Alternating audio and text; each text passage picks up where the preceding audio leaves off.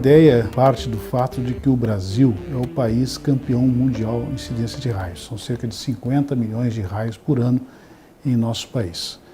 E, obviamente, esses raios todos causam prejuízos e mortes ao país. Então, existe, além da pesquisa científica de compreender, vamos dizer assim, como são as características dos raios em detalhes, os raios que eu poderia dizer, os raios brasileiros, né? Porque, obviamente, a nossa situação meteorológica é muito diferente de países do hemisfério norte, assim por diante. Além dessa motivação científica, existe a preocupação, vamos dizer assim, social, né?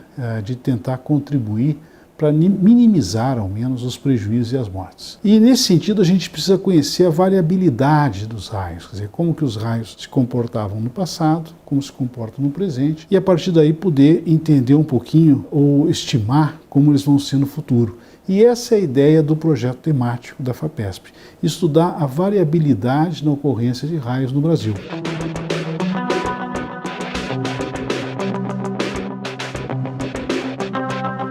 O sistema de previsão, ele começou a ser desenvolvido no meu doutorado. Essa foi a ideia, que era como a gente pode fazer uma previsão de raios, sendo que o raio e as tempestades são fenômenos tão aleatórios e caóticos, a princípio impossíveis de serem previstos na sua totalidade. Então, a ideia inicial era justamente fazer um sistema de previsão com base apenas em parâmetros meteorológicos, que seriam fortes indicadores da ocorrência de tempestades com descargas atmosféricas. E o modelo que nós escolhemos para obter esses parâmetros meteorológicos que iriam compor o sistema de previsão é o modelo Weather Research and Forecasting, a sigla WRF, que é um modelo que hoje está sendo extensivamente utilizado no mundo para previsão de tempo operacional.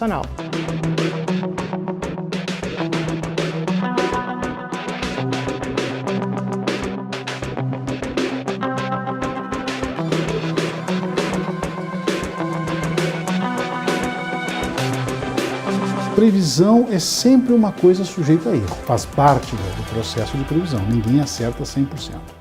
Mas a gente tem que acertar um nível mínimo, porque senão a previsão cai em descrédito da população e aí ninguém mais usa. Então, no verão passado, no início de 2015, nós, ao longo do verão, fomos comparando o que a gente previa com o que acontecia no dia seguinte. A gente fazia a previsão, no dia seguinte a gente media os raios, e aí, acertamos ou erramos? E aí nós fomos comparando, né?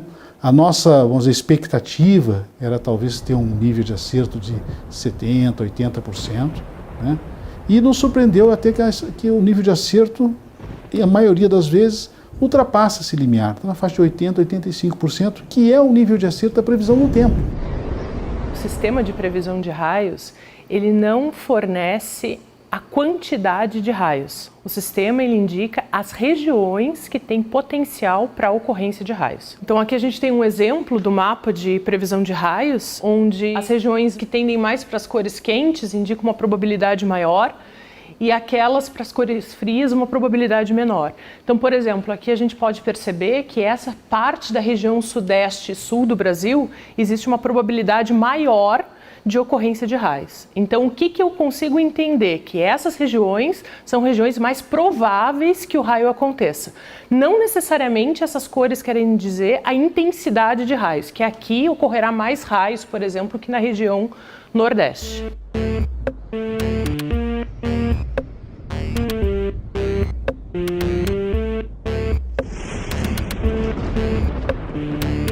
Nós vamos ter que levar essa informação para todo brasileiro, fazer com que ele se conscientize a respeito desses riscos dos raios, para que a gente possa, num horizonte talvez de 5 a 10 anos, reduzir esse número de 100, 110, 120 mortes por ano para talvez 20 mortes por ano. Vamos salvar 100 vidas por ano. Isso se nós pensarmos nas mortes. Mas nós temos no Brasil talvez 500 pessoas que são atingidas, que sobrevivem, mas que passam a viver com problemas. E talvez nós podemos também reduzir esse número de 500 para 100. Ou seja, levar os nossos números aos números de um país do primeiro mundo.